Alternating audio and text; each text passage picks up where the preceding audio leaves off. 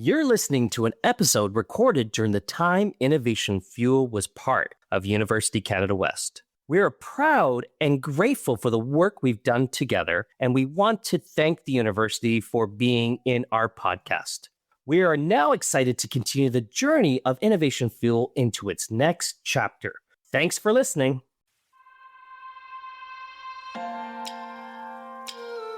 You're listening to Innovation Fuel, a business podcast by University Canada West. Bringing you fantastic stories from accomplished entrepreneurs and key industry professionals. Let's explore the entrepreneurial world through local businesses and our university community. Wow. I have no Gelareh today. Gelareh has COVID. We all know that eventually, it happens. But today we have got an exciting opportunity. Today we're talking in the world of what is happening in the world as supply and demand changes post-COVID. We see some challenges in our supply and demand, which we do see because we see this backup of products not available and I'm back ordered for 2 years elements. And then are there customers or are there suppliers out there that are not able to sell their product in the market by meeting those customer needs and meeting the customer needs at the right willingness to pay for it? We've seen bidding elements happening in such elements as eBay and that element. We see the online process of e-commerce, but is there a better way to do it? And I think there might be a better way to get to that equilibrium of that balance between what people are willing to pay and where suppliers want to maintain some of their profit, not deep discount in order to lose a large margins and not help their businesses grow. And I think the person that might have this answer for us today is our friend, Boris. Hello, and welcome to a new episode of Innovation Fuel. We're delighted to have our friend and CEO of LetYouKnow, Inc., Boris Zhukov. Boris, how are you doing today, my friend? Really excited to be here as well. I don't know whether I'm going to match you in terms of your energy. So yeah, doing not bad. What about you guys? I'm extremely excited to learn more about you and what you're up to, my friend, because I think it's revolutionary. I think that it is something very exciting, and I can't wait for our listeners to hear all about it. It is actually exciting. I agree. So what we've created, my team and I, we created a highly innovative marketplace. I'm talking about on the consumer side, you can price bid with instant results. So that means that it's like, let's say you want to buy something such as a new car, and it's like you negotiate it. We sweep across all sellers instantly, right, and rank them. Just like, let's say, when you go to google.com, right, and you search for certain keywords. You type in your keyword, there is an algo, ranking, and you see results, right? Well, our innovation and our intellectual property, it hinges on the same principles of mathematics. I mean, at the end of the day, that's what it is. Now, I'm not saying it is exactly like Google. It's not. It has its own mathematical models. But the point of it, I guess, is if I would like to juxtapose those two, it works kind of similar. I mean, your price bid, there is an algo. It does all the ranking. It does all the matching. And bam, I mean, if you get it, that's your price. So that means that you saved yourself some money, which means that you control your transaction. The entire purchase has been made on your own terms, which is exciting. Now, on the seller side, okay, we actually innovated a lot of different autopilot modes to make sure that we complete a full circle and create a platform or actually a marketplace that can have its own life and can float on its own. And we did it with the innovations such as autopilot modes that calibrated and created a lot of artificial intelligence driven, I would say, modes to make sure that, let's say, you as a seller, imagine that you would like to list, okay, your services or your goods, okay, at certain prices without actually advertising those prices. Well, how do you do that without actually doing this? That's mind-boggling. Like, how do I actually put my prices without actually doing any work, as if it's actually going to be done for me and it's going to be done accurately? Well, that's where autopilot modes come in. And we actually innovate. We not only invented this, we implemented that into our marketplace within a few months, which is mind-boggling, And quite honestly, autopilot modes on their own merit could have been our intellectual property filed as a patent and could have had its own business plan as a, business model, but it's just part of a whole infrastructure that we launched. So, Boris, let's go back to the traditional way. Like you talk about supply and demand in here. You see the element of, the typical process when, say, an example, let's put it into that vehicle, going out and buying that vehicle is to go to the dealership, test drive the car, and then hassle to get a better pricing. And some people, I'm one being me too, we feel uncomfortable around that negotiating ability to negotiate those elements. But yet, and we only have a certain amount of money to spend to meet that product that we want to solve that problem. So how, and going back from that traditional model and building into your model, how is that transformed? How would the supply and demand change based on what's currently happening versus what you can do for them with this new model? So it's a matching, right? It's a matching marketplace. So it's really a marketplace that's geared towards a flow of transactions, done deal transactions, not just like warm or tepid leads, but actually just a flow of transactions, right? So now you mentioned a couple of key things, such as, traditionally what you do is you go to a dealership, you negotiate, right? And then at the end of negotiations, you're probably going to get a deal or you're going to be dissatisfied and you're going to go to another possibly dealership, right? And you're going to continue the process, which means that you're going to spend a lot of time doing so, right? Getting your best deal, go back and forth, a lot of headache and stuff like that.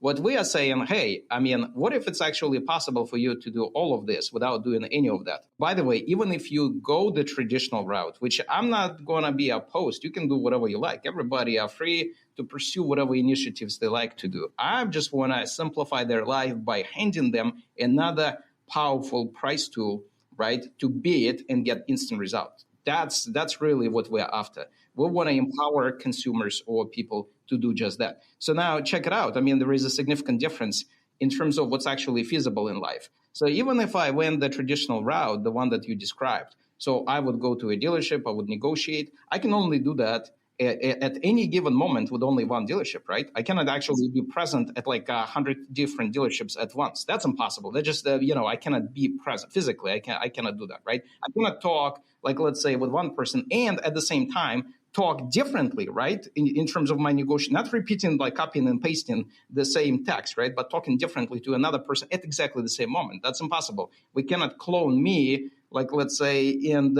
put different, clones into different dealerships to enable this kind of model, right?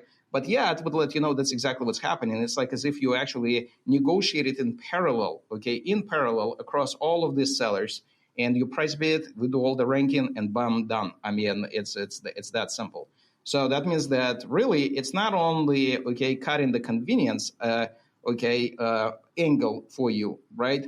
But also it empowers you to do something that's just physically impossible, such as this process of negotiating across a ton of different sellers, right? And the more we scale, that means that what's going to happen is you're just going to be, technically speaking, negotiating across eventually thousands of sellers, right? At exactly the same moment, which is very powerful. And also what's powerful is that because of this model, which is opaque, right? Sellers do not advertise any of their prices, which means that they can pursue, profit maximizing strategies by not revealing the price through LetYouKnow and selling as much as they can at higher sticker prices, right? And then just clearing the rest at whatever prices that are not being disclosed to the public. It actually opens the door to strike this set of equilibrium points at different prices. You see, giving access to people who bid for those prices to gain access to these discounts, which would not even be accessible otherwise, right? Because as soon as sellers reveal prices, right, for everybody. So let's say somebody would like to clear their inventory, right? So as soon as they reveal the price, and that's one price for everybody, well, that's a lower price. Obviously, from basic economics, lower price on the supply curve will be just matched to a lower quantity, right? So what we would like to do, would like to actually map the entire surface of the supply with the surface of the demand, right? Creating effectively, like I said, a set of equilibrium points, not just one, but a set of equilibrium points, and do so instantaneously, right, across all these consumers and across all these sellers. Now, instead of the supplier or the person that's selling, say, i.e. the vehicle, instead of discounting it to a place where they're not comfortable with, they now can actually put it into a market where they might be able to get more offering than just trying to blow it out to get rid of that inventory. They'll actually get a balance where there is a market out there that actually is willing to pay a little bit more of a premium for it, maintaining some of their profit, a certain of their margin. Exactly. So what's going to happen is they're going to assign their best personnel who are really great at, like, let's say, selling cars for their dealership traffic, right? Where they can, like, let's say, charge a sticker price or whatever they'd like to. And then whatever they cannot clear, here we go. They're just going to funnel all of that. And when I say clear, I'm not talking about like some kind of inferior cars. Those are brand new goods. So keep in mind that we're talking about brand new cars, right? So like, let's say if you show me a lot and there are 100 given cars, they're all identical, let's say. As far as I'm concerned, it doesn't really matter whether you're going to show me a car that's sitting on a parking lot number 58 or number 10. I mean, as far as I'm concerned, those two identical new cars are exactly the same, from a consumer point of view. So to me, it makes zero difference what you cannot sell on your own, right? So let's say if you sold 60 cars out of 100 and you have 40, it doesn't really matter which ones. Okay, well, here we go. Our consumer is just going to scoop up those 40, and the dealership will be able to sell 60 at higher, let's say, prices, right? Now in today's market, the other challenge is that the way automotive industry works, for instance, and a lot of other industries as well. I mean, this is not actually just so particular about automotive, but automotive industry doesn't actually get buyers necessarily. They're getting leads, right? So they're all chasing leads, which means that really in today's world, the idea that, let's say, if you're a dealer and you disclose a really good price, right? What's going to happen is they're going to be just a dogfight. One dealer is pitted against another dealer, which means that a dealer from the get-go will have reservations from actually revealing their true bottom, like I'm talking about rock bottom price, right? Because they're going to overinflate it, and then knowing, in advance what's going to happen, right? Would let you know none of this is actually going to be materialized. And the reason for it is because whatever they put into the system, it's pretty much, encrypted even from us. I'm talking about from LetYouKnow employees, right? And so that information is only available to the dealer. So nobody else will have access to that. So that means that they know if somebody is matched to that car, at that price or above, that's a buyer. That transaction is complete, which means that it's not a lead. And we get out of this element of this price war because we know that this element of price wars is the fastest way to the bottom. That's a lot of potential opportunity that's going out the door that's not going to allow them to grow and scale their business up because now they're losing on that element as they're trying to compete to stay. Exactly. And you also, what you are doing, you're clearing the inventory at zero cost. So that means that all of a sudden the supply is going to be thinking, okay, hold on a second. This is the marketplace for me to clear whatever I cannot sell, right? Without any frictions, without any, let's say, search costs, without any marketing, right, to locate those customers. LetYouKnow takes care of all of that. And I'm just going to get buyers for the inventory I cannot clear on my own, which is very powerful. And it's actually true across the board. It makes no difference which industry you're going to be looking at. It's going to be always the same kind of conventional problem that you will never be precise at estimating what's going to be the demand tomorrow, right? Unless you're going to be perpetually forever, right? Always correct, produce 2 units and there's going to be 2 units tomorrow, produce 5 units and there's going to be 5 units the day after tomorrow, which is impossible because you will never know what the demand is going to be tomorrow, the day after tomorrow, et cetera, et cetera. So what's going to happen is you're always going to overshoot, undershoot, so the market calibrates, right? That's why there are always price fluctuations, That's why there are discounts. Like sometimes you see, sometimes premium, depending on the market, right? So what LetYouKnow does, it's pretty much clears that portion of the inventory you cannot move, and solves the seller problem. And also there are, for instance, there are some kickbacks that a lot of these dealerships and a lot of these automotive groups are getting from the manufacturing companies, right? So if you hit a certain volume, you may be eligible for certain kickbacks from those manufacturing companies. And so by increasing your volume, not only you will be eligible to get more inventory, which means that you will actually get the inventory before somebody else possibly, but also you will be getting extra, right, revenue by meeting these higher volumes. Where does the test drive come in? These individuals that you're serving, the customers you're serving, are they further up the funnel where they've already done a test drive somewhere else and they're looking for the best opportunity? Now we're talking about market segmentation, okay? So there are different consumers. Let's keep that in mind. LetYouKnow is not here to solve problems for every single consumer, and we are not trying to do that because that would be purely just impossible, right? Because not a single company can cover everybody. So check this out.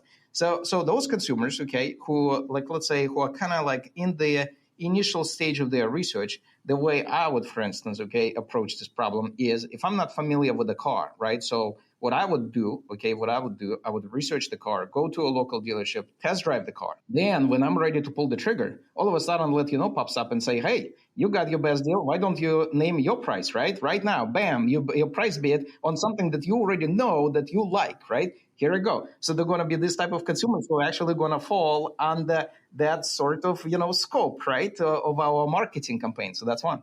Right. And we know exactly up to the 1,000th decimal, like those type of consumers. OK, now there are some other type of consumers, OK, who I can tell you who already know that a new car feels exactly pretty much the same way. Because, I mean, for instance, you're going to take someone like me and I'm going to be thinking about, like, let's say a couple cars. OK, just to give you some examples, such as Toyota RAV4. To me, Toyota RAV4, or let's say I look at some other cars that may actually be different, but let's say Mazda CX-5, right? And again, I can keep mentioning a lot more cars. I just want to give a few examples. To me, whenever they are brand new, they feel pretty close. I'm not saying they are exactly the same. And those people who are Toyota fans or Mazda fans, they will probably throw eggs at me right now and say, no, I mean, my Toyota feels so much different, But my point is, they may, to me, for at least some consumers, may feel to be pretty close.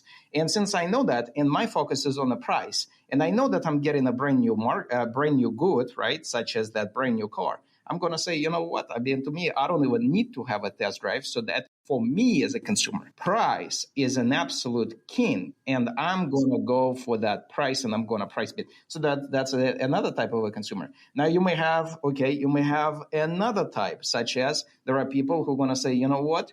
I don't trust those tech companies. I don't trust those matching methods. I'm not even using Google. So I like my, yellow pages or whatever it is. And I'm going to go conventionally to the dealership, and I have a good relationship with my dealer that I have known for so many years. And we are saying, hey, that is cool. We're not going to disrupt any of those transactions. You are, the king of your own decisions.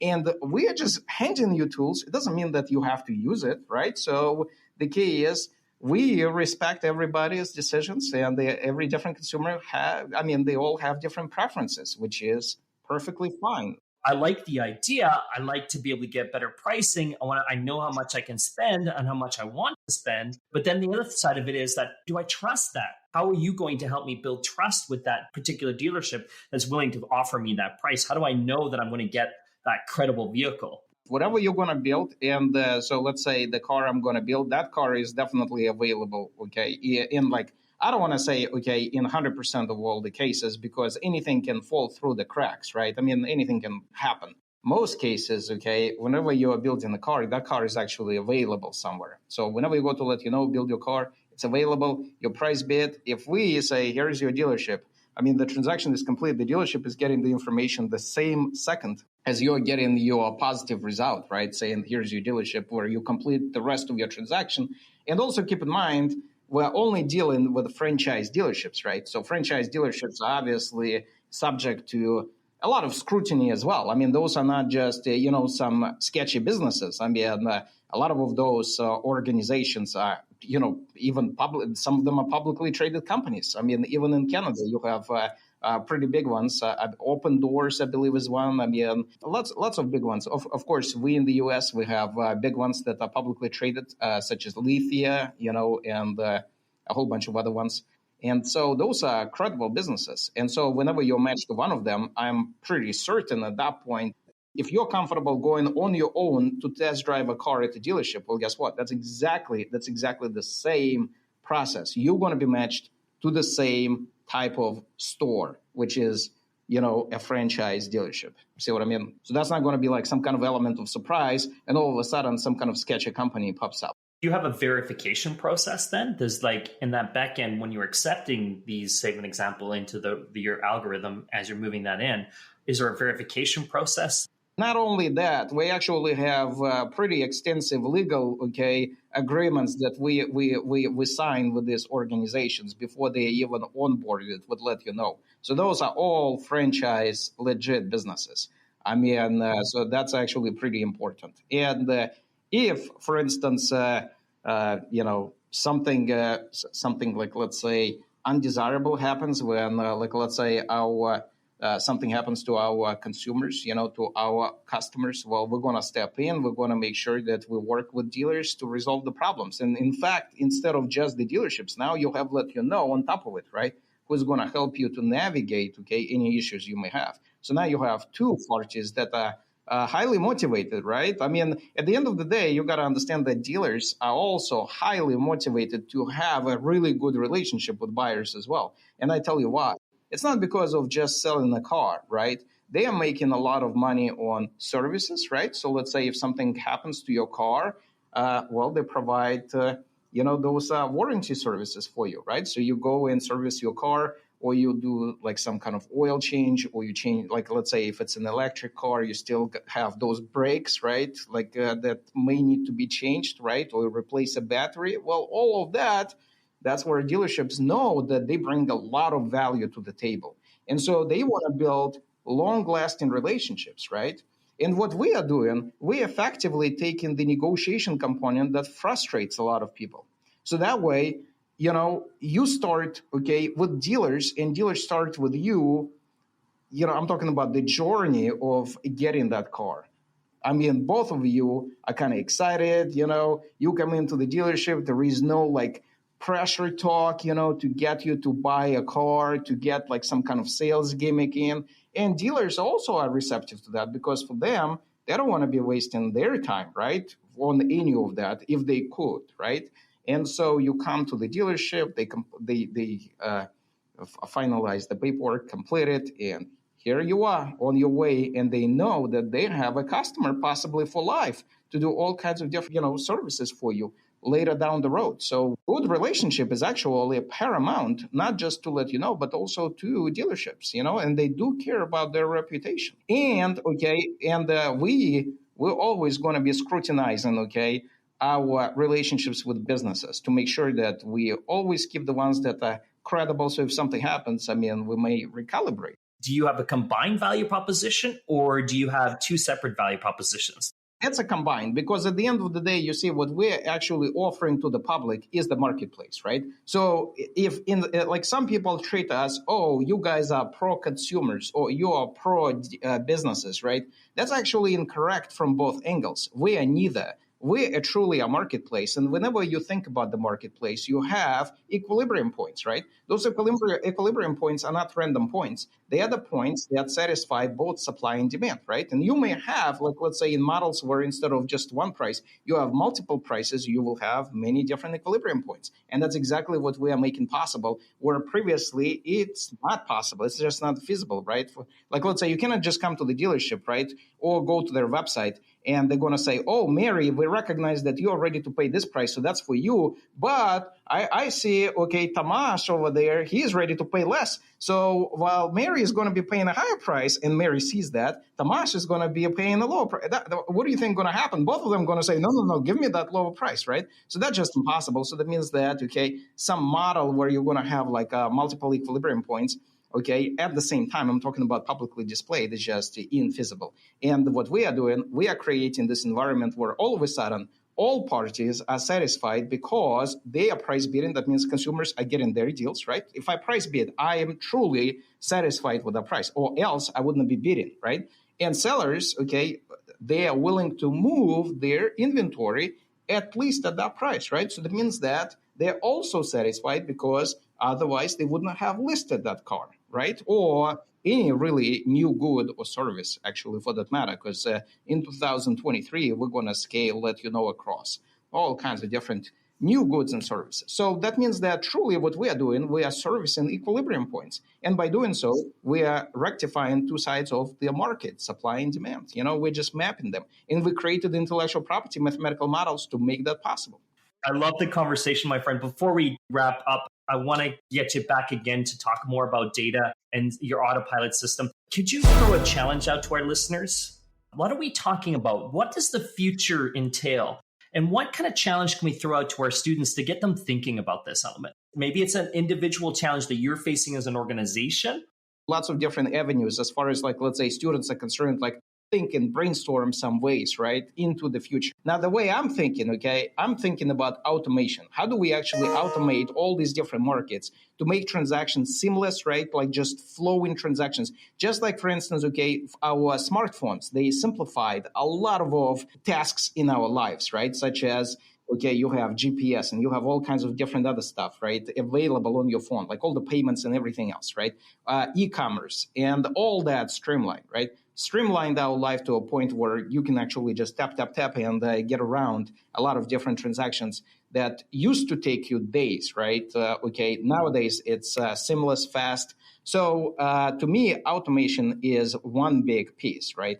So when I think about, like, let's say, okay, for students, okay, to sort of brainstorm, I'm not even talking about LetYouKnow, I'm talking about in general, right? So think about supply disruptions right now that you see on the market, right? So you see a lot of different, okay, channels that have been broken because of COVID and shutting down the economies, and a lot of these different manufacturing companies, right, trying to figure out who do they partner? Like there is a whole network, right? Almost like a neural network over there that needs to be connected. And maybe there is a challenge. How do you actually make these businesses maybe even connected a lot more efficiently? Because if you can solve that problem, what's going to happen is you're going to streamline the whole supply chain, right?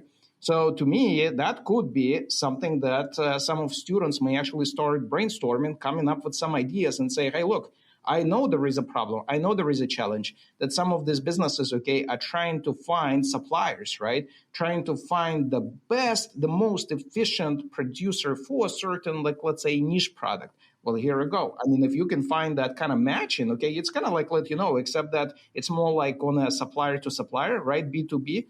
Definitely solve a huge problem.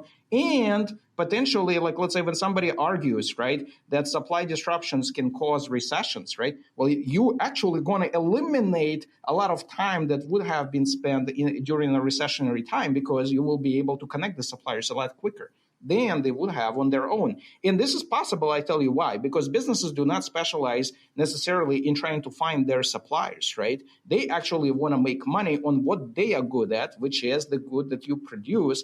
That's your specialty, not exactly to find all these different suppliers. So if you can solve that problem for them, what's going to happen is you bring the value to the table immediately.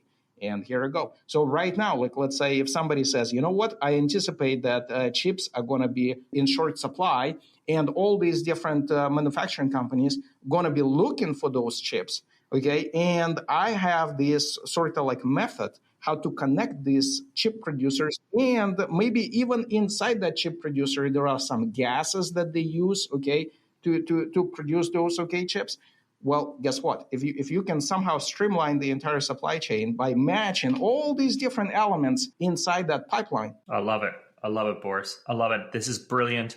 And again, thank you very much. This has been a great episode, my friend. Thank you, Boris, for your time today. There's another episode of Innovation Fuel. Well, awesome. Well, thank you so much. You guys are amazing, you know, and I love questions, you know, and you definitely bring the A game over here. So that's awesome.